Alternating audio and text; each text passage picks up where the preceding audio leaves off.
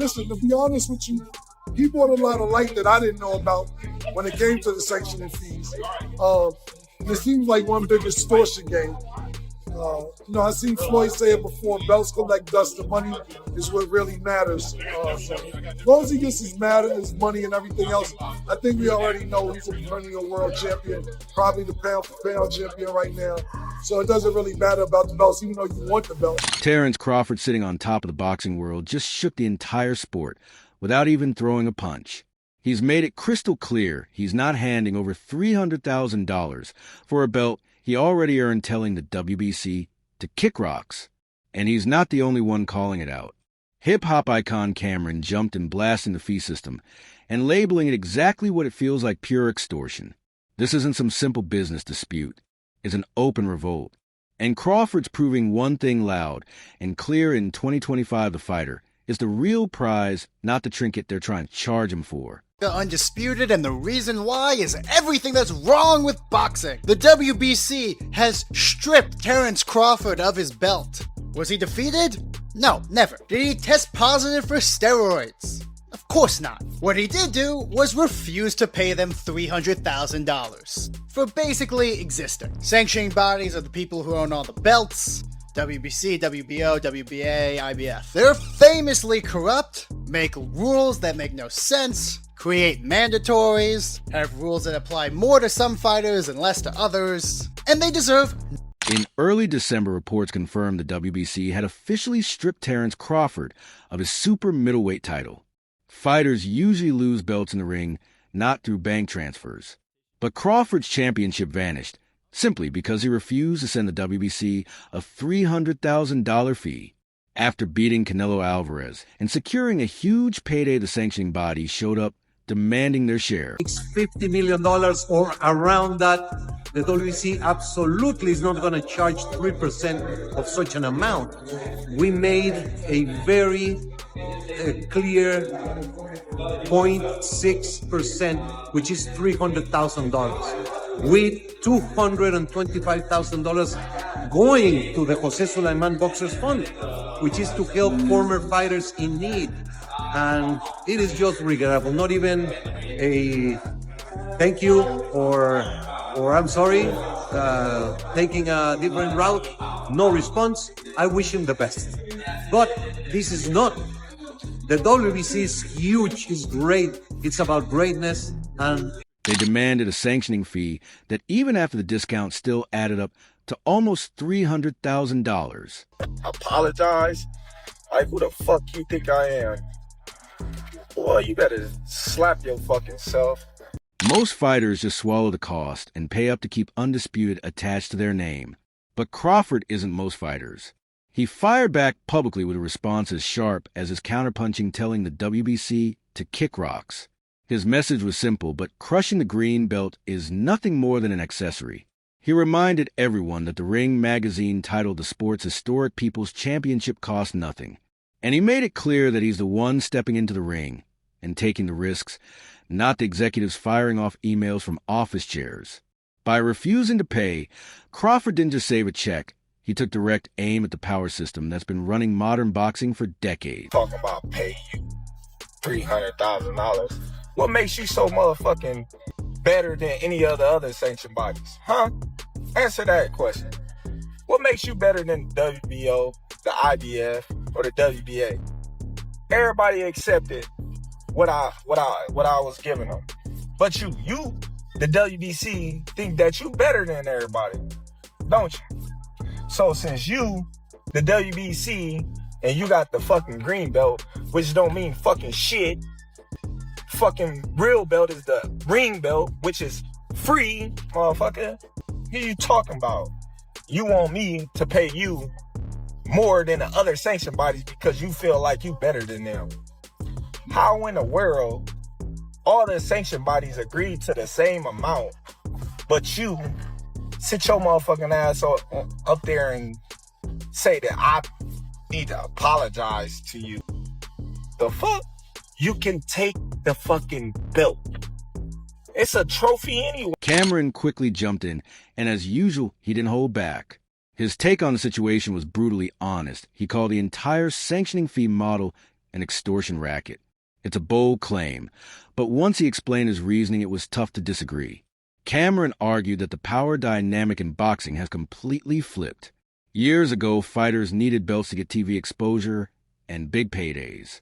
But in today's era, stars like Terence Crawford are the TV attraction, and the belts need them, not the other way around. Listen, to be honest with you, he brought a lot of light that I didn't know about when it came to the sanctioning fees.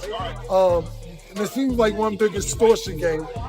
I've seen Floyd say it before, belts collect dust, the money is what really matters. So as long as he gets his money and everything else, I think we already know he's a perennial world champion, probably the pound for pound champion right now.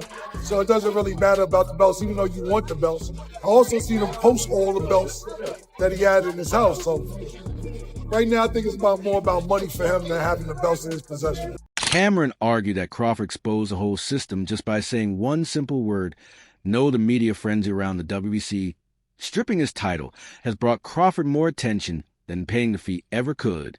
And that perfectly proves Cameron's point: the organization needs a fighter to give the belt value, but the fighter doesn't need the belt to define greatness. When a cultural figure like Cameron backs a boxer's business move, it stops being just a sports story and becomes a pop culture moment. He sees the hustle clearly. Organizations latch onto a star's rising value and demand a piece of the profit without contributing to the grind. To reinforce his stance, Cameron even referenced Floyd Money Mayweather's old philosophy. Years ago, Mayweather said belts end up collecting dust, but the money and the power that comes... Floyd, November 4th, you're finally fighting for the undisputed title. I mean, share your thoughts on that. I'm fighting for the WBC title. I'm not fighting for the undisputed title. I'm fighting for the WBC title. Yeah, but if you look at it, he beat the man who was undisputed, the man who beat the man. I only go by stats. I'm not fighting for the undisputed title because I'm not paying 3 sanctioning fees. I'm fighting for the WBC welterweight championship. Back then, many thought Floyd was just being arrogant, but Cameron points out that he was really laying out a blueprint for independence. Crawford is following that same formula. He understands his bank account isn't impacted by a leather strap with shiny gold plate on it. I want to say this right now about the sport of boxing. I don't want everybody at home to hear me when I say this. A belt, I'm tired and I'm at home, and this goes for any company. I don't care if it's Top Rank, if it's Golden Boy, if it's Mayweather Promotions, if it's PBC. There's too many champions in the sport of boxing right now. Too many champions. It's not a such thing as a super champion, not at all. And I'm not taking nothing away from no fighter. It's too many belts. And the reason why is too. Let me tell people what's going on in the sport of boxing, why there are so many different titles and so many different belts. People don't know. You have to pay for every belt that you win, there's a sanctioning fee. So now if a fighter wins an interim belt, he has to pay a sanctioning fee. If a fighter has just the regular belt, he has to pay a sanctioning fee. Then if a fighter is a super champion, then he has to pay a sanctioning fee. This is not good for the sport of boxing. When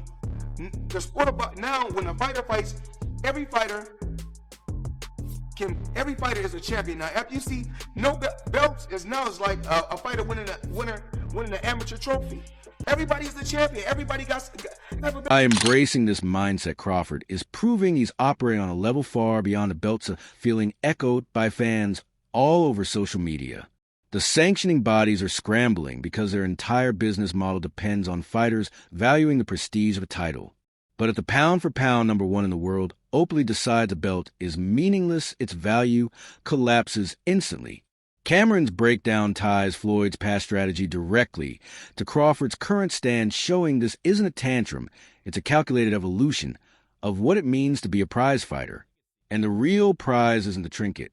Could you choose and why? When I was younger, I would say winning world titles, because remember, we fight so many fights as an amateur for free. Only thing you get is trophies, and you cherish those trophies. Pretty boy Floyd would say winning titles. Money Mayweather would choose the money. What feels better and why? Together they feel the best. The greatest feeling. Naturally, the WBC didn't let this slide. President Mauricio Suleiman pushed back, calling Crawford's refusal a disrespectful gesture. He tried to spin the story by revealing that the $300,000 fee was actually a major discount from their usual 3% cut, and that most of about $225,000 was supposedly earmarked for a charity fund supporting retired fighters. The message was clear: paint Crawford as selfish while positioning the WBC as a noble charitable organization. It was an obvious attempt to shift blame and reshape the narrative in their. I don't see it. It irks my nerves how this dude gets on a plane, gets a hotel suite. Him and his buddies, they go out to dinner, 5-star meals, all that, you know, and guess who got to pay for it? Us fighters. We paying for y'all to come out here, have the time of y'all life, stay in the best hotels of y'all life, and it's all done on our dime. It's done on our dime. Do that sound right to y'all? It's crazy, ain't it? We the one out there getting battered, knocked upside our head, and every time we step foot in the ring, we gotta pay them a sanction fee like they the government. We getting taxed. It's crazy. Then he said, allegedly, I made X amount of money. You don't know how much I made. You don't know how much I made. Once again, you're speculating. Guessing their intentions, but the guilt trip strategy still failed to land. Instead of turning fans against Crawford, it sparked even more questions. Why should an active fighter be responsible for funding the retirement of past fighters?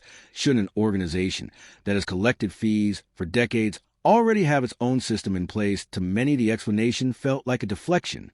Fans and analysts saw through the PR spin, because no matter where the money is supposedly going, demanding $300,000 from someone who just put his body on the line feels excessive. Cameron's defense fits perfectly here, too.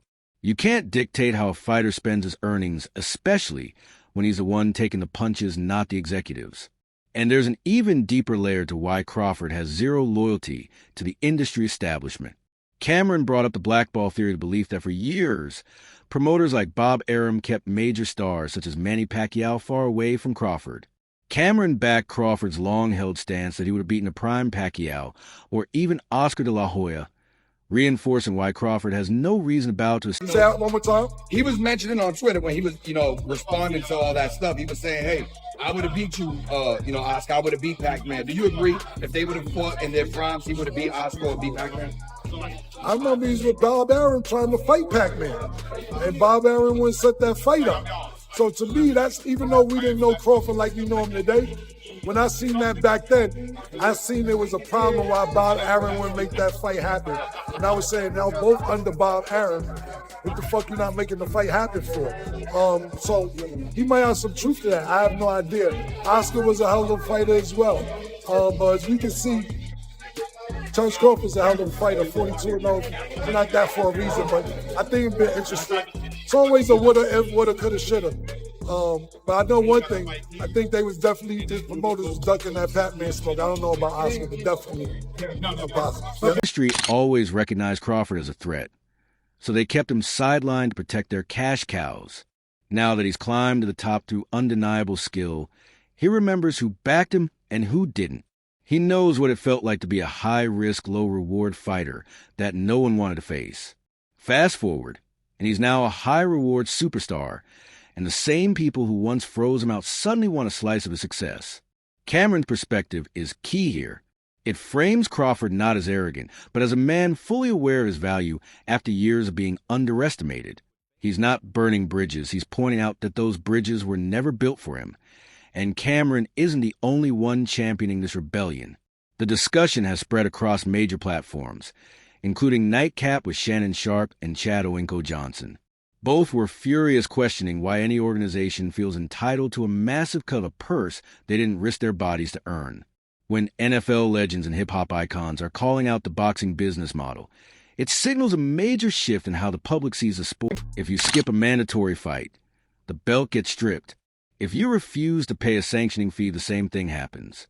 This isn't just one fighter refusing to pay a bill. It's a union moment. Without a union, across sports, athletes are realizing they're the product and the organizations are just service providers. If the service provider overcharges, you cut them off. Crawford's stand has sparked other fighters to question exactly where their sanctioning fees are going. And with voices like Cameron backing him, the message reaches beyond hardcore boxing fans.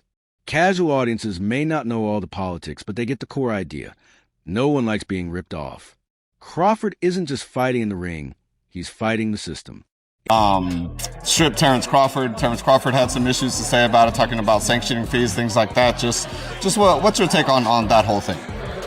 Man, I'll say this: Terence Crawford is my boy. You know what I mean? I had a good relationship with him, and I don't know what him and the WBC got going on. But all I can say is the WBC changed my life. I'm behind them 100%. I've talked to them about where the sanctioning fees and stuff go. They was willing to sit down and explain to me each part, and I'm all with helping if the sanctioning fees goes to the former fighters or the fighters that's been damaged through the sport or whatever. You know, I'm with that. So that's all I can say, man. The WBC changed my life, so I'm behind. In the end, Terence Crawford walked away with his $300,000, his reputation intact, and perhaps even more respect than before. He lost the belt, but he gained a legacy as the fighter who stared down the system and refused to flinch. Cameron's defense of Crawford underscores a new era in sports media, one where honesty and real talk outweigh the polished PR statements of major organizations. The belts may end up collecting dust just as Mayweather predicted, but the message couldn't be clearer. As long as fighters like Crawford are willing to call out the extortion game, power continues shifting back to the people actually stepping into the ring. It leaves one final question. If the world's best fighter says the belt doesn't matter, does it really hold any value at all? That's it for today's video. If you enjoyed it, drop a like, hit subscribe, and ring the bell so you never miss our latest uploads. Share your thoughts in the comments, and we'll see you in the next video.